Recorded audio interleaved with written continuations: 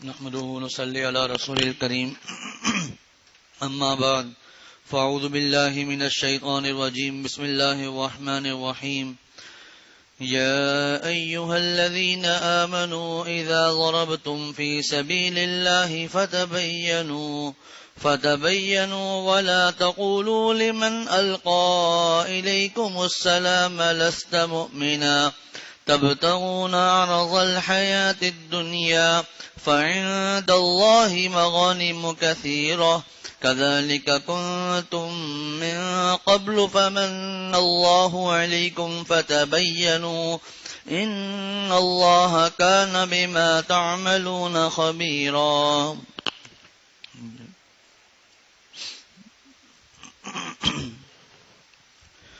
سورۃ النساء کی آیت نمبر 94 کی ابھی تلاوت کی گئی ہے، اور یہ آیت سورۃ النساء کے 13ویں رکوع میں اور والمحصنات 5ویں پارے کے 10ویں رکوع میں یہ آیت ہے.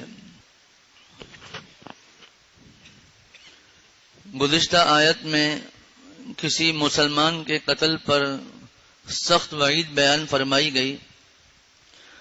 اس آیت میں یہ مضمون ہے کہ شریعت کے احکام جاری ہونے کے لیے ایک آدمی اگر اپنے آپ کو مسلمان کہتا ہے، صرف ظاہری اسلام یعنی زبان سے اس کا اظہار کرنا یہ کافی ہے، اور جو شخص اپنی زبان سے اپنے آپ کو مسلمان کہے، کلمہ پڑھے، جس کی تفصیل انشاءاللہ ابھی میں عرض کروں گا، اس کے قتل سے ہاتھ روکنا واجب ہے. محض یہ شک کرنا کہ اس نے شاید اپنا مال بچانے کے لیے یا جان بچانے کے لیے ایمان کا اظہار کیا ہے، اس کی تفتیش کرنا ہمارے لیے جائز نہیں ہے. بعض صحابہ رضوان اللہ علیہم اجمعین سے یہ ایک لغزش ہوئی تھی کہ وہ کسی غزوے میں گئے تو ایک آدمی نے کلمہ پڑھ لیا تو اس صحابی نے اس کو قتل کر دیا تھا. تو اس پر یہ آیت نازل ہوئی.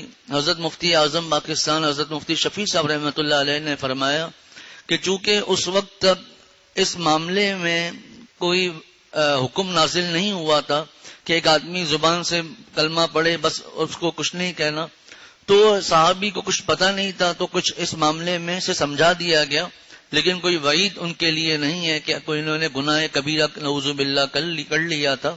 اس وقت تک اس کا حکم ہی نہیں آیا تھا. دو واقعے حضرت مفتی شفیع صاحب رحمۃ اللہ علیہ نے یہاں لکھے ہیں. ایک واقعہ تو یہ بیان کیا ہے کہ بنو سلیم کا ایک آدمی تھا، اس زمانے میں قبیلے کا نام اسی طرح ہوتا تھا. صحابہ ایک جہاد کے لیے جا رہے تھے تو بنو سلیم کا ایک آدمی سے ملے. اس آدمی کے پاس خوب مال تھا، تو جیسے ہی اس نے حضرات صحابہ رضوان اللہ علیہم اجمعین کو دیکھا تو اسی وقت اس نے کلمہ پڑھ لیا، لا الہ الا اللہ محمد الرسول اللہ صلی اللہ علیہ وسلم ہم کہیں گے. اس نے کلمہ پڑھ لیا.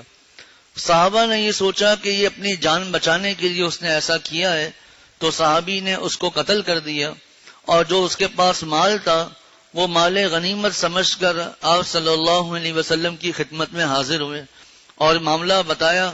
تو آپ صلی اللہ علیہ وسلم نے تنبیہ فرمائی اور قرآن پاک کی یہ آیت نازل ہوئی جو آج جس کی تلاوت کی گئی ہے. دوسرا واقعہ جو حضرت مفتی شفیع صاحب رحمۃ اللہ علیہ نے لکھا ہے، اس میں یہ واقعہ دیکھیں، یہ جو پہلا واقعہ ہے اس میں جملہ یاد رکھیے گا، اس نے سلام کیا تھا صحابہ کو دیکھ کر، اس نے السلام علیکم ورحمۃ اللہ کہا تھا. دوسرا واقعہ یہ ہے کہ آپ صلی اللہ علیہ وسلم نے صحابہ کو ایک غزوے کے لیے روانہ کیا، جن میں ایک مشہور صحابی حضرت مقداد بن اسود رضی اللہ تعالی عنہ بھی موجود تھے. جب صحابہ اس جگہ پر پہنچے تو جتنے کفار تھے وہ سب کے سب وہاں سے بھاگ گئے. سے ایک آدمی موجود رہا جس کے پاس اچھا خاصا مال موجود تھا. اس نے جیسے ہی صحابہ کو دیکھا تو اس نے کلمہ پڑھا، لا الہ الا اللہ محمد الرسول اللہ. حضرت مقداد رضی اللہ تعالی عنہ کے دل میں یہی بات آئی کہ چونکہ اپنے آپ کو بچانے کے لیے ایسا کیا ہے، انہوں نے اس کو قتل کر دیا. وہاں پر ایک صحابی موجود تھے، انہوں نے کہا کہ یہ تو آپ نے بہت برا کیا، ایک شخص اپنے آپ کو مسلمان کہہ رہا ہے، ہمارے سامنے کلمہ پڑھ رہا ہے اور آپ نے ایسا کر دیا. میں تو اس واقعے کی ضرور حضور صلی اللہ علیہ وسلم کو خبر کروں گا۔ جب واپس پہنچے مدینہ شریف میں تو ان صحابی نے آپ صلی اللہ علیہ وسلم کو پورا واقعہ سنایا۔ آپ صلی اللہ علیہ وسلم نے حضرت مقداد بن اسود رضی اللہ تعالیٰ عنہ سے فرمایا، اس وقت تمہارا کیا حال ہوگا جب لا الہ الا اللہ تمہارے مقابلے میں دعویٰ کر رہا ہوگا۔ جیسا گزشتہ درس میں بھی حدیث شریف آئی تھی کہ کلمہ مسلمان کو اگر کسی نے شہید کر دیا تو کلمہ اس کے مقابلے میں دعویٰ کرے گا۔ تو یہ دونوں واقعات موجود ہیں۔ پہلے واقعے میں اس آدمی نے سلام کیا تھا، دوسرے واقعے میں اس آدمی نے کلمہ پڑھا تھا۔ یہ دونوں واقعے ہو سکتے ہیں، اس پر یہ آیت نازل ہوئی۔ پہلے ترجمہ کر لیتا ہوں۔ اللہ تعالیٰ ارشاد فرماتے ہیں، یا ایھا الذین آمنوا، اے ایمان والو، اذا ضربتم فی سبیل اللہ، جب تم اللہ کے راستے میں سفر کیا کرو، جب تم اللہ کے راستے میں سفر کیا کرو، فتبینوا، تو ہر کام کو تحقیق کر کے کیا کرو، ولا تقولوا لمن القى الیکم السلام، اور ایسے شخص کو جو تمہارے سامنے اطاعت ظاہر کرے، یوں مت کہو لست مؤمنا، کہ تم مسلمان نہیں ہو۔ اور ایک ترجمہ یہ ہے کہ اور ایسے شخص کو جو تمہارے سامنے سلام کرے تو یوں مت کہو کہ تم مسلمان نہیں ہو۔ اب ایک ترجمہ سلام کا کیا، سلام جو ہمارے السلام علیکم ورحمۃ اللہ، اور ایک ترجمہ کیا اطاعت۔ اگر تو اس کا ترجمہ سلام کیا جاتا ہے تو پہلا جو واقعہ ہے اس کے ساتھ یہ خاص ہو جائے گا جس میں اس آدمی نے صحابہ کو دیکھ کر سلام کہا تھا، السلام علیکم ورحمۃ اللہ۔ اور اگر اس کا ترجمہ اطاعت سے کرتے ہیں تو یہ دونوں واقعوں کو شامل ہو جائے گا۔ حضرت حکیم الامت مجدد الملت مولانا اشرف علی صاحب تھانوی رحمۃ اللہ علیہ نے اپنے ترجمہ بیان القرآن میں تفسیر میں اس کا ترجمہ اطاعت سے کیا ہے۔ ایسے شخص کو جو تمہارے سامنے اطاعت ظاہر کرے، یوں مت کہا کرو کہ تم مسلمان نہیں ہو، تبتغون عرض الحیات الدنیا، اس طور پر کہ تم دنیاوی زندگی کے سامان کی خواہش رکھتے ہو، فعند اللہ مغانم کثیرہ، کیونکہ خدا کے پاس بہت غنیمت کے مال ہیں۔ اب آگے بڑے پیارے انداز سے اللہ تعالیٰ نصیحت فرما رہے ہیں، کذالک کنتم من قبل، پہلے تم بھی ایسے ہی تھے۔ اس کی تفسیر اپنے موقع پر، کذالک کنتم من قبل، پہلے تم بھی ایسے ہی تھے، فمن اللہ علیکم فتبینوا، پھر اللہ نے تم پر احسان کیا، فتبینوا، سو تم غور کرو، ان اللہ کان بما تعملون خبیرا، بے شک اللہ تمہارے اعمال کی پوری خبر رکھتا ہے۔ جیسا کہ شروع میں عرض کیا ترجمے سے پہلے کہ اس آیت میں یہ حکم ہے کہ جو شخص اپنا مسلمان ہونا ظاہر کرے تو کسی مسلمان کے لیے جائز نہیں ہے کہ بغیر کسی تحقیق کے اس کے قول کو نفاق پر محمول کرے کہ یہ منافق ہے۔ اپنے آپ کو بچانے کے لیے اس نے کلمہ پڑھ لیا ہے، یہ کسی مسلمان کے لیے ایسا کہنا جائز نہیں ہے۔ جیسا کہ اس آیت کے شروع میں بتایا کہ دو واقعے یہاں پر ہیں جس کو شان نزول کہا جاتا ہے، جس کے پس منظر میں وہ آیت نازل ہوئی ہو۔ تو ایک واقعہ تو یہ تھا جس میں اس آدمی نے صحابہ کو دیکھ کر السلام علیکم ورحمۃ اللہ کہا تھا، یعنی اپنے اسلام کا اظہار کیا تھا۔ صحابی نے اس کو قتل کر دیا، مال غنیمت لے کر آپ صلی اللہ علیہ وسلم کی خدمت میں حاضر ہوئے۔ دوسرے واقعے میں آپ صلی اللہ علیہ وسلم نے جہاد پر بھیجا تھا۔ حضرت مقداد بن اسود رضی اللہ تعالیٰ عنہ نے اس آدمی کو جس کے پاس مال غنیمت تھا، اس کو جب اس نے کہا لا الہ الا اللہ محمد الرسول اللہ، اس کو قتل کر دیا تھا، اور صحابی نے بعد میں وہ بات آپ صلی اللہ علیہ وسلم تک پہنچا دی تھی۔ اس پس منظر میں یہ آیت نازل ہوئی، یا ایھا الذین آمنوا، اے ایمان والو، اذا ضربتم فی سبیل اللہ، جب تم اللہ کے راستے میں سفر کیا کرو۔ یہاں اللہ کے راستے سے مراد جہاد کا سفر ہے، کوئی اور مراد نہیں ہے۔ فتبینوا، تو ہر کام کو تحقیق کر کے کیا کرو، ہر معاملے میں تحقیق۔ یہ جو ہم آج کل حضرت کے بیان میں، حضرت والد صاحب دامت برکاتہم کے بیان میں سنتے ہیں کہ غیبت بہت بڑا گناہ ہے، اس سے بڑا گناہ بہتان ہے، اور اس سے بھی بڑا گناہ یہ بدگمانی ہے۔ اس کی وجہ حضرت مفتی عاشق الہی صاحب رحمۃ اللہ علیہ نے بیان فرمائی کہ عام طور پر جو غیبت اور بہتان ہوتا ہے یہ بدگمانی کی وجہ سے ہوتا ہے۔ الزامات جو آتے ہیں یہ بدگمانی کی وجہ سے آتے ہیں. پھر اس کے کتنے نقصانات ہیں. بغیر تحقیق کے بات آگے نقل کر دینا، یہ آج ہمارا ایک بہت بڑا مرض ہے. عوام تو عوام، خواص بھی اس میں مبتلا ہیں. حضرت علیہ صاحب نے فرمایا عام طور پر خواص کا مطلب یہ مطلب بڑے بڑے اکابرین، مطلب جو ہم اپنے آپ کو دیندار کہلاتے ہیں، یہ لوگ مراد ہیں. کہ بغیر تحقیق کے بات کو آگے پھیلا دینا. آپ صلی اللہ علیہ وسلم نے فرمایا کہ کفا بالمرء کذبا ان یحدث بکل ما سمع، کہ آدمی کے جھوٹے ہونے کے لیے یہی بات کافی ہے کہ وہ جو سنے آگے بیان کر دے. جو بات سنی، سامنے والے کو دیکھا کہ یہ تو بڑا نیک آدمی ہے، یہ کیسے ایسی غلط بات بیان کر سکتا ہے، بس یہ بات سچی ہی ہوگی، اس کو خوب در خوب آگے پھیلاتے رہتے ہیں. خاندانوں میں جھگڑے بھی اسی وجہ سے ہوتے ہیں، بغیر تحقیق کے بات پھیلائی جاتی ہے. حالانکہ حکم کیا ہے کہ ایک تو غلط بات پھیلانا ہی گناہ ہے، لیکن پھر مسلمان کے تو عیب رکھنے کا حکم ہے. ایک بزرگ کا واقعہ کہیں پڑھا تھا کہ کسی آدمی کو پتا چلا کہ یہ اپنی اہلیہ سے پریشان ہے، تو انہوں نے کہا کہ حضرت آخر وہ پریشانی ہے کیا؟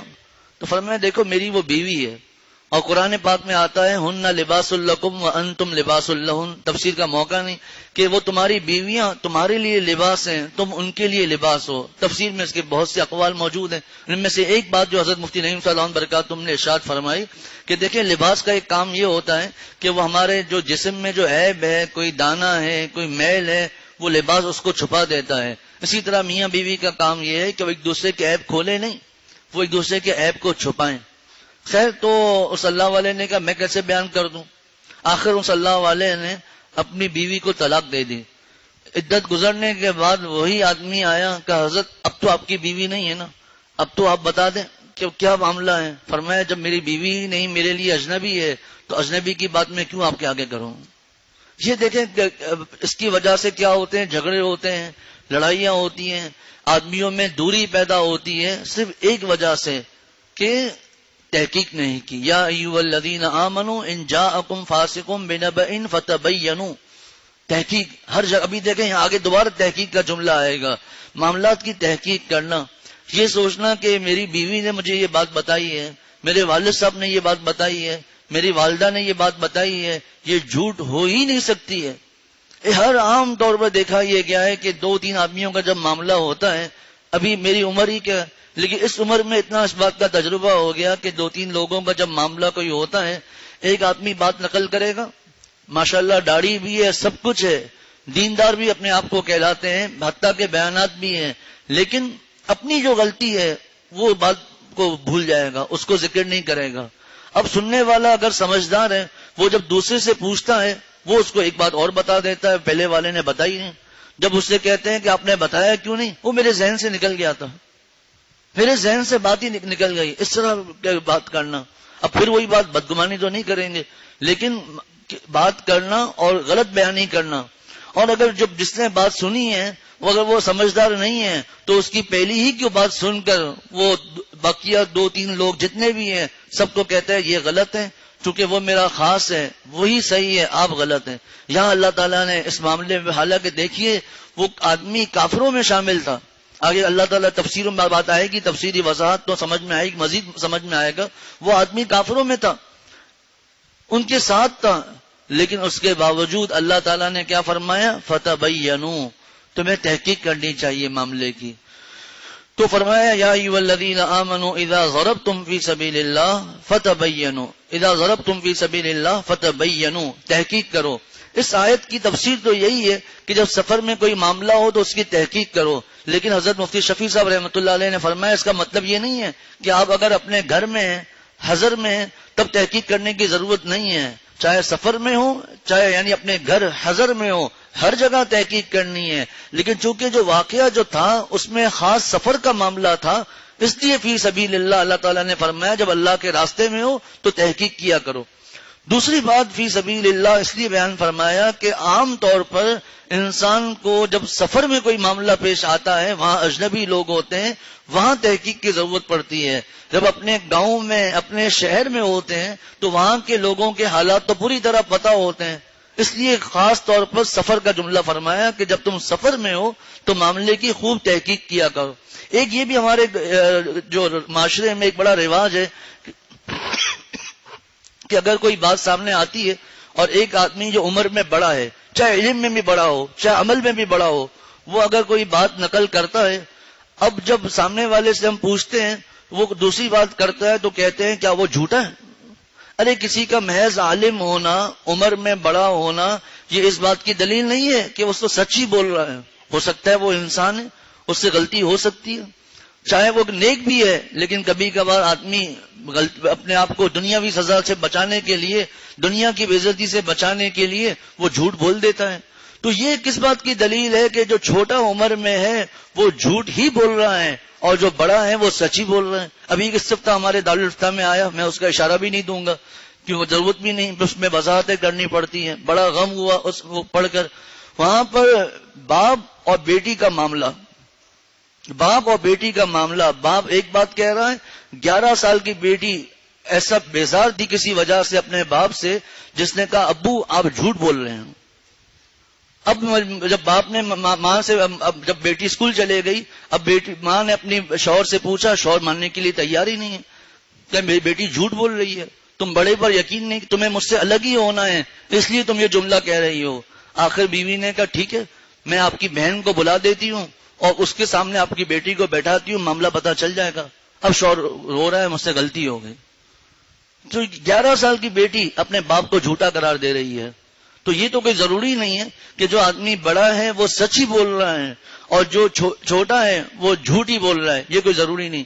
اسی طرح ہمارے یہاں ایک بات اور بھی ہے کہ جب اپنے بیٹے کا یا بیٹی کا کوئی معاملہ آتا ہے تو سامنے والا چاہے سفید داڑھی والا ہو اس کو جھوٹا کر دیتے ہیں اور کہتے ہیں میرا بیٹا یہ بات کر ہی نہیں سکتا ہے. جس پر تفصیلی ایک درس ہوا تھا. یہ جملہ جس باپ نے یا ماں نے کہہ دیا کہ میرا بیٹا یا بیٹی وہ غلط ہو ہی نہیں سکتے، یہ اپنی اولاد کی بربادی کی ابتدا ہے. یہی بات یہ آپ نے بتا دیا، میں اس کی تحقیق کروں گا. تو یا ایھا الذین آمنوا اذا ضربتم فی سبیل اللہ فتبینوا، اس کی تحقیق کرو. ولا تقولوا لمن القى الیکم السلام لست مؤمنا، اور ایسے شخص کو جو تمہارے سامنے اطاعت ظاہر کرے یا سلام کرے، دونوں ترجمے. یوں مت کہا کرو لست مؤمنا کہ تم مسلمان نہیں ہو. تو یہاں پر سلام کے دو ترجمے کیے، ایک ترجمہ کیا سلام سے ہی. تو اگر سلام ترجمہ کرتے ہیں تو اس سے مراد وہ پہلا والا واقعہ ہے جس میں اس کافر نے السلام علیکم ورحمۃ اللہ کہا تھا، اور اگر یہاں سلام سے مراد اطاعت ہے تو دونوں واقعے اس میں شامل ہو جائیں گے. آگے تبتغون عرض الحیات الدنیا فعند اللہ مغانم کثیرہ. اس طور پر یہ تم نے اس لیے ایسا کیا کہ تم دنیاوی زندگی کے سامان کی خواہش رکھتے ہو. یعنی یہاں پر ایک اللہ تعالیٰ ایک تنبیہ فرما رہے ہیں اور حضرات صحابہ رضوان اللہ علیہم اجمعین کے فضائل کے بارے میں، ان کے خصائص کے بارے میں ایک درس قرآن مکمل ہو چکا ہے. یہ کوئی گناہ نہیں تھا کیونکہ اس وقت تک اس بات سے منع نہیں کیا گیا تھا، اس پر تنبیہ کر دی گئی. حضرات صحابہ رضوان اللہ علیہم اجمعین کے بارے میں ایک عالم کا میں نے بیان پڑھا. وہ فرماتے ہیں کہ مجھے قرآن پاک کی 700 آیتیں معلوم ہیں جس میں حضرات صحابہ رضوان اللہ علیہم اجمعین کے فضائل بیان کیے گئے ہیں. پھر درس قرآن میں بھی یہ بات آئی تھی کہ ایک حضرت عبداللہ بن مبارک رضی اللہ تعالیٰ عنہ یا حضرت شاہ عبد القادر جیلانی رحمۃ اللہ علیہ سے کسی نے پوچھا کہ یہ بتائیے کہ حضرت معاویہ رضی اللہ تعالیٰ عنہ افضل تھے یا حضرت عمر بن عبدالعزیز رحمۃ اللہ علیہ افضل تھے. اس آدمی کا یہ ذہن تھا کہ شاید حضرت عمر بن عبدالعزیز رحمۃ اللہ علیہ نے 2 سال میں ایسی حکومت کی تھی کوئی زکوٰۃ لینے والا نہیں تھا. تفصیل کا موقع نہیں ہے. ان کی خلافت کے بارے میں کہا جاتا ہے کہ خلافت راشدہ کے نقش قدم پر تھی. تو اس بزرگ نے فرمایا کہ حضرت معاویہ تو بہت دور کی بات ہے. حضرت معاویہ رضی اللہ تعالی عنہ نے آپ صلی اللہ علیہ وسلم کے ساتھ جس غزوے میں شرکت کی تھی، اس غزوے میں حضرت معاویہ رضی اللہ تعالی عنہ کے گھوڑے کے ناک میں جو مٹی کی دھول ہے وہ دھول بھی حضرت عمر بن عبدالعزیز رحمۃ اللہ علیہ سے افضل ہے. وہ بزرگ فرماتے ہیں اس کی وجہ اللہ تعالیٰ نے میرے دل میں یہ ڈالی. ایک دوسرے بزرگ فرماتے ہیں یہ بات ڈالی کہ اس غزوے میں آپ صلی اللہ علیہ وسلم موجود تھے. آپ صلی اللہ علیہ وسلم نے اس غزوے میں سانس بھی لیا ہوگا، تو اس گھوڑے کے ناک میں آپ صلی اللہ علیہ وسلم کا بالواسطہ یہ سانس گیا ہے، تو کہاں حضرت معاویہ رضی اللہ تعالیٰ عنہ، کہاں حضرت عمر بن عبد العزیز رحمۃ اللہ علیہ، تم ان کا مقابلہ کر رہے ہو؟ ارے ان کی جو گھوڑا تھا جہاد میں، اس کے ناک میں جو مٹی تھی وہ بھی حضرت عمر بن عبد العزیز رحمۃ اللہ علیہ سے افضل ہے۔ صحابی ہیں، صحابہ ہیں۔ تو یہ کوئی انہوں نے بعض بیچارے نادان ہیں، وہ سمجھتے ہیں کہ ایک ہی کل مولانا مجھے بتا رہے تھے کہ بعض نالائق قرآن پاک کی آیتوں لے کر صحابہ رضی اللہ تعالیٰ عنہ پر اعتراضات کرتے ہیں۔ اب یہی آیت دے دیں گے کہ دیکھیں اس آیت میں ان کو اگر کوئی باپ اپنے بیٹے کو یہ نہ کہے کہ تم بڑے نالائق ہو، تم نے زیادتی کی ہے، کچھ بھی نہ کہے، اس طرح کہے بیٹا کا یہ کام اس طرح کر لیتے تو اچھا تھا، تو کیا ہم یہ کہیں گے کہ وہ باپ اپنے بیٹے سے ناراض ہے، یا یہ باپ اپنے بیٹے کا گستاخ ہے، یہ بیٹا اپنے باپ کا گستاخ ہے؟ یہ باتیں کہیں گے؟ تو صحابہ پر اللہ تعالیٰ نے کوئی عذاب کی وعید نہیں بیان کی یہاں پر، کیونکہ یہ معاملہ اس وقت تک پہلی دفعہ ہوا تھا، آگے کے لیے نصیحت کر دی۔ تب تغون عرض الحیات الدنیا، اس طور پر کہ تم دنیاوی زندگی کے سامان کی خواہش کرتے ہو، فعند اللہ مغانم کثیرہ، خدا کے پاس تو بہت سے مال غنیمت ہیں جو بعد میں حضرات صحابہ رضوان اللہ علیہم اجمعین کو ملے، کروڑوں اربوں روپے کے بعد میں ایسے خزانے ملے، تفصیل کا موقع نہیں ہے۔ آگے صحابہ کو پہ نصیحت فرمائی جا رہی ہے، کذالک کنتم من قبل فمن اللہ علیکم فتبینوا، فرمایا کہ پہلے تم بھی ایسے ہی تھے، پھر اللہ تعالیٰ نے تم پر احسان کیا سو غور کرو۔ کیا مطلب پہلے تم بھی ایسے ہی تھے؟ اس کے بارے میں دو اقوال لکھے ہیں۔ نمبر ایک کہ تم میں اے صحابہ، تم لوگوں میں سے بھی بعض صحابہ ایسے تھے جو مکہ شریف میں رہتے تھے اور اپنے ایمان کو مصلحتاً چھپاتے تھے، اس کا اظہار نہیں کرتے تھے، لیکن جب فتوحات کے دروازے کھلے، ان کے لیے آسانی ہوئی، تو پھر انہوں نے اپنے اسلام کا، اپنے ایمان کا اظہار کرنا شروع کر دیا۔ تو جس طرح تمہارا پہلے یہ معاملہ تھا کہ تم اپنے ایمان کو چھپاتے تھے، بعد میں ظاہر کر دیا، تو ہو سکتا ہے یہ جو آدمی ہے جس نے کلمہ پڑھا ہے یہ بھی مسلمان تھا، لیکن کفاروں کے ساتھ رہنے کی وجہ سے اپنے اسلام کو ظاہر نہیں کر پا رہا تھا، لیکن جب تم لوگوں کو دیکھا اہل اسلام کو تو اس نے اپنا اسلام کو ظاہر کر دیا۔ تو یہ کیا دلیل ہے کہ آدمی کافروں میں رہتا ہے وہ کافر ہے؟ ہو سکتا ہے وہ اپنا اسلام چھپا رہا تھا ان کے ساتھ۔ دوسرا قول یہ ہے کہ جس طرح تم نے جب اسلام کا دعویٰ کیا، جب تم نے کلمہ پڑھا تھا، تو تمہارے دلوں کو نہیں دیکھا گیا تھا کہ تمہارے دل میں بھی کوئی ایمان ہے یا نہیں، بلکہ تمہارے ظاہری اسلام کو قبول کر دیا، تو اس آدمی کے بھی ظاہری اسلام کو تم لوگوں کو قبول کرنا چاہیے تھا۔ تو فرمایا کذالک کنتم من قبل، پہلے تم بھی ایسے ہی تھے، فمن اللہ علیکم، پھر اللہ نے تم پر احسان کیا، فتبینوا، سو غور کرو۔ آگے فرمایا ان اللہ بما تعملون خبیرا، بے شک اللہ تمہارے اعمال کی پوری خبر رکھتے ہیں۔ کیا مطلب یہ کام کیوں کیا، اس کی اللہ تعالیٰ پوری خبر رکھتے ہیں۔ تفسیر مظہری میں لکھا ہے کہ یہاں پر اس آیت میں 2 مرتبہ فرمایا فتبینوا، تحقیق کر لیا کرو، اس کی وجہ کیا ہے؟ تو بعض حضرات نے لکھا ہے کہ اس کی وجہ تاکید ہے، یعنی پہلے فرمایا کہ تحقیق کرو، آگے پھر بطور تاکید کے اس کلام میں مضبوطی پیدا کرنے کے لیے پھر فرما دیا فتبینوا، تحقیق کر لو۔ اور بعض حضرات نے فرمایا کہ یہ جو تم مال غنیمت حاصل کر رہے ہو اس کے بارے میں تحقیق کرو کہ یہ مال غنیمت حاصل کرنا ہمارے لیے حلال تھا یا نہیں تھا۔ یہاں پر اب ایک مضمون آتا ہے کہ ہو سکتا ہے کسی کے دل میں یہ اشکال ہو کہ ایک آدمی اپنے آپ کو مسلمان کہے تو کیا ہر ایک کو ہم مسلمان مان لیں؟ تو اس بارے میں حضرت مفتی شفیع صاحب رحمۃ اللہ علیہ نے یہ وضاحت فرمائی ہے کہ ایک آدمی اپنے آپ کو مسلمان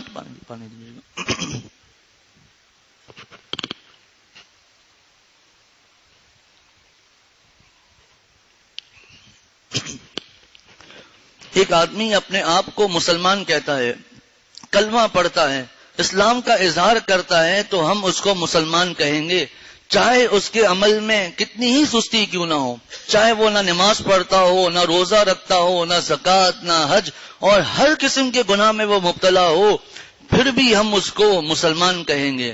لیکن فرمایا اس کا مطلب یہ ہے کہ وہ اسلام کا اظہار تو کرے، لیکن ساتھ ساتھ اسلام کے وہ احکامات جو قطعی اور یقینی ہیں ان کے خلاف زبان نہ کھولے۔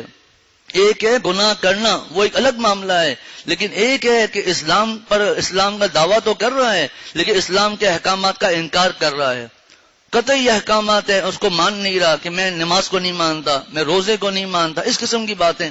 اس کی مثال یہ دی حضرت نے کہ ایک آدمی ہے جو اپنے آپ کو مسلمان کہتا ہے لیکن ساتھ ساتھ بتوں کو سجدہ بھی کر رہا ہے۔ اب کہے تو اپنے آپ کو مسلمان رہا ہے، لیکن چونکہ اس نے ایسا کام کیا ہے جو یقینی طور پر کفر ہے، تو یہ ایسے آدمی کو ہم کافر کہیں گے۔ اسی طرح ایک آدمی ہے جو اپنے آپ کو مسلمان کہتا ہے لیکن آپ صلی اللہ علیہ وسلم کی شان میں نعوذ باللہ گستاخیاں کرتا ہے، نماز کے بارے میں الٹے سیدھے جملے کہتا ہے، روزے کے معاملے میں الٹے سیدھے جملے کہتا ہے، یہ جو شاعر اسلام ہیں ان کے بارے میں غلط غلط جملے اختیار کرتا ہے اور عقلی شبہات لے کر آتا ہے، پھر اس کو مسلمان نہیں کہیں گے۔ پھر حضرت نے بڑی عجیب و غریب بات لکھی کہ مسلمہ کذاب جس نے نبوت کا دعویٰ کیا تھا، پھر حضرت ابوبکر صدیق رضی اللہ تعالی عنہ کے زمانے میں اس کے خلاف جہاد ہوا، جنگ یمامہ ہوئی، 1200 صحابہ اس میں شہید ہوئے، اور یہ وہ آدمی تھا مسلمہ کذاب جو باقاعدہ نماز پڑھتا تھا اور اذان دیتا تھا، اور اس کی جو اذان تھی اس میں یہ جملہ بھی تھا، اشہد ان لا الہ الا اللہ اشہد ان محمد رسول اللہ، یہ باقاعدہ جملے تھے اس کی اذان میں۔ لیکن دیکھیں اس کے باوجود اس کو تمام صحابہ نے کافر کہا، کیونکہ وہ اسلام کے ایک اہم حکم، آپ صلی اللہ علیہ وسلم ہمارے آخری نبی ہیں، اس حکم کو نہیں مانتا تھا اور یہ شخص نبوت کا دعویٰ کرتا تھا، اس لیے صحابہ نے اس کی گردن اڑا دی، اس کے خلاف جہاد کیا گیا۔ حضرت مفتی عاشق الہی صاحب رحمۃ اللہ علیہ نے اس بارے میں جو ایک مضمون بیان فرمایا ہے وہ میں پڑھتا ہوں حضرت کی تفسیر میں سے۔ فرمایا کہ اسلام سلامتی والا دین ہے، ظلم والا دین نہیں ہے، محض گمان پر کسی کو کہہ دینا یا کسی کو برا بلا کہنا درست نہیں۔ اب وہ جملہ آ رہا ہے جو میں نے عرض کیا، بدگمانی کی وجہ سے تہمتوں اور غیبتوں کا بازار گرم ہوتا ہے، ظلم و زیادتی کے موافق فراہم ہو جاتے ہیں، ظلم و زیادتی کے جو اسباب ہے وہ سب سامنے آ جاتے ہیں۔ آگے فرمایا کہ احتیاط میں، اب دیکھیں احتیاط یہ ہے کہ کسی کو کلمے کے بعد قتل نہ کریں، لیکن فرمایا کہ احتیاط میں بے احتیاطی کرنا درست نہیں۔ جو شخص یہ کہے کہ میں مسلمان ہوں اور ساتھ ہی کفریہ عقیدوں کا اعلان بھی کرتا ہو، یہ کون ہے؟ حضرت مفتی عاشق الہی صاحب رحمۃ اللہ علیہ، دارالعلوم کراچی کے مفتی، بہت بڑے عالم، جنت البقیع میں مدفون ہے یہ۔ فرمایا کہ جو شخص یہ کہے کہ میں مسلمان ہوں، اب یہ جو بات ہے نا جو حضرت فرماتے ہیں، ہم یہ دیکھیں ہم اپنی اولاد کو کیا سکھا رہے ہیں، یہ نام کے خصوصاً جو باہر ملکوں میں رہتے ہیں، کہ ہمارا بیٹا، ہمارے بہن بھائی جو ظاہری طور پر تو مسلمان ہیں لیکن ان کے عقائد کیسے ہیں، وہ ملحد تو نہیں بن چکے؟ مثلا اس طرح کے جملے کہنا کہ روزہ تو بھوکے نہ گوں بفرض ہے، قربانی کرنے کی کیا ضرورت ہے، اتنے جانوروں کا خون بہانا، پردے کے بارے میں کہہ دیا، داڑھی کے بارے میں کہہ دیا، حتیٰ کہ حج کے بارے میں کہہ دیا کہ اتنے زیادہ لاکھوں روپے خرچ کر کے جانا، وہاں جا کر اتنے لوگوں کا حج کرنا، پیسوں کا نعوذ باللہ ضائع ہے، اس کا فائدہ کیا ہے، اس قسم کی باتیں کرنا۔ تو یہ بظاہر تو مسلمان ہیں، خصوصاً جو یونیورسٹی کالج وغیرہ میں پڑھ رہے ہیں، بڑی بڑی ڈگریاں حاصل کر رہے ہیں جو کہ جائز درجے میں منع نہیں، لیکن ہمارا ایمان بھی محفوظ ہے یا نہیں؟ ہمارے ذہن میں اسلام اور دین کے خلاف شبہات تو نہیں ڈالے جا رہے ہیں؟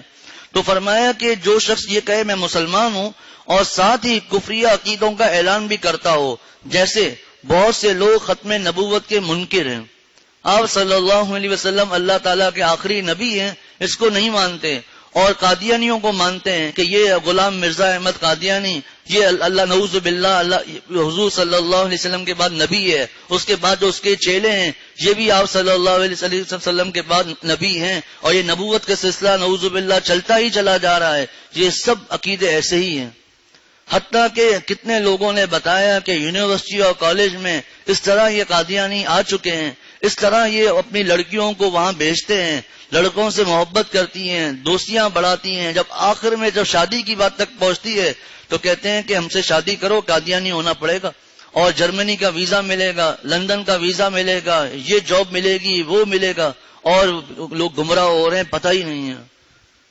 ایسے آدمیوں کے لیے نہیں ہے، ہم کافر ہی سمجھیں گے۔ تو ختم نبوت کے منکر ہیں، یا یا جیسے بعض لوگ اسلامی سزاؤں کے اور حدود اور قصاص کو ظلم کہتے ہیں، نعوذ باللہ من ذالک. اسلامی سزائیں ہیں، زنا پر سزا ہے، شراب پینے پر سزا ہے، کوئی آدمی کسی پر تہمت لگا دے زنا کی، اس کی کچھ شرائط ہیں، وہ اس کو کہے کہ یہ کیسا حکم ہے، نعوذ باللہ. قرآن پاک میں حکم ہے، والذین یرمون المحصنات، قرآن پاک کا حکم ہے کہ اس کو فجلدوہم 80 جلدہ ولا تقبلوا لهم شہادۃ ابدا. قرآن پاک کا حکم ہے کہ لیکن اس کا انکار کرتے ہیں، نہیں مانتے ہیں، اس کو ظلم کہتے ہیں. اسی طرح کوئی چوری کر لے، ڈکیتی کرے، ان کی سزائیں الگ الگ ہیں، اس کا موقع نہیں ہے. پہلے عرض کر چکا ہوں، چوری الگ ہے، ڈکیتی الگ ہے، اس کی سزاؤں کو برا بلا کہتا ہے، سخت کہتا ہے ایسا آدمی. اور تو فرمایا کہ جہاں اسلام کی سزاؤں کو ظلم کہے، یہاں جیسے بعض فرقے تحریف قرآن کے قائل ہیں کہ قرآن پاک نعوذ قرآن یہ ہمارے سامنے موجود ہے، یہ قرآن ہے ہی نہیں، یا یہ قرآن نعوذ باللہ آپ صلی اللہ علیہ وسلم پر نہیں اترا تھا بلکہ حضرت جبرائیل علیہ السلام سے نعوذ باللہ قرآن پاک لانے میں غلطی ہو گئی، اتارنا تھا حضرت علی رضی اللہ تعالیٰ عنہ پر، اترا آپ صلی اللہ علیہ وسلم. ایسا عقیدہ رکھے.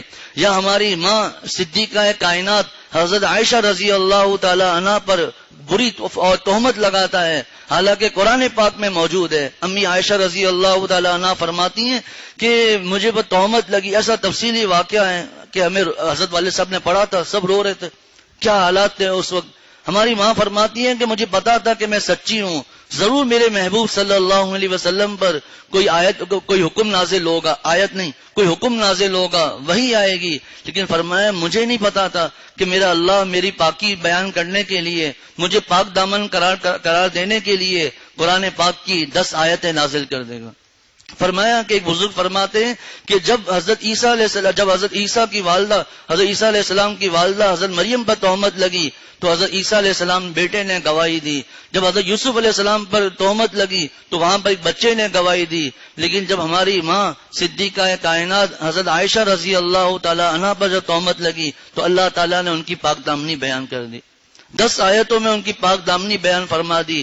اور آخر میں فرمایا کہ الخبیثات للخبیثین والخبیثون للخبیثات والطیبات للطیبین والطیبون للطیبات، کہ خبیث عورتیں خبیث مردوں کے لیے ہیں، خبیث مرد خبیث عورتوں کے لیے ہیں. تو آپ صلی اللہ علیہ وسلم پاکیزہ، حضور سے بڑھ کر کوئی پاکیزہ نہیں. تو حضور کے حرم میں اور نکاح میں جو داخل ہوں گی وہ بھی امت کی پاکیزہ ترین عورتیں ہوں گی، ان سے زیادہ کوئی پاکیزہ ہو ہی نہیں سکتا ہے. اور فرمایا کہ حتیٰ کہ کوئی کہہ سکتا ہے کہ جی پھر حضرت لوط علیہ السلام کی بیوی تو کافرہ تھی، حضرت نوح علیہ السلام کی بیوی تو کافرہ تھی. فرمایا کسی نبی کی بیوی کافرہ تو ہو سکتی ہے، زانیہ نہیں ہو سکتی ہے. یہ تو کس بات جو میں عرض کر رہا تھا، ایسا عقیدہ رکھنا، اپنے آپ کو مسلمان بھی کہے، نماز بھی پڑھے اور صدیقہ کائنات رضی اللہ تعالی عنہ پر تہمت لگائے تو ایسا شخص مسلمان ہے ہی نہیں. تو فرمایا کہ ایسے آدمی جیسے بعض فرقے تحریف قرآن کے قائل ہیں، ایسے لوگوں کو کافر کہنے میں احتیاط کرنا مسلمان کو دھوکے میں رکھنا ہے. یہ کہنا رہے یہ آدمی نماز پڑھ رہا ہے، یہ آدمی روزہ رکھ رہا ہے اور ہم سے بڑے روزے رکھ رہا ہے، تم اس کو بھی مسلمان نہیں کہتے. ہاں ہم مسلمان نہیں کہیں گے کیونکہ یہ لوگ قرآن پاک کے جو قطعی احکامات ہیں اس کے خلاف کرتے ہیں. تو فرمایا جس کا کفر ظاہر ہو جائے اس کا کفر ظاہر کرنا واجب ہے. تو یہ حضرت مفتی عاشق الہی صاحب رحمۃ اللہ علیہ کی کتاب تفسیر انوار البیان میں سے پڑھا تو فرمایا کہ کذالک کنتم من قبل فمن اللہ علیکم فتبینوا ان اللہ کان بما تعملون خبیرا، بے شک اللہ تمہارے اعمال کی پوری خبر رکھتے ہیں. اللہ تعالی ہم سب کو عمل کی توفیق عطا فرمائے. ربنا تقبل منا انک انت السمیع العلیم وتب علینا انک انت التواب الرحیم.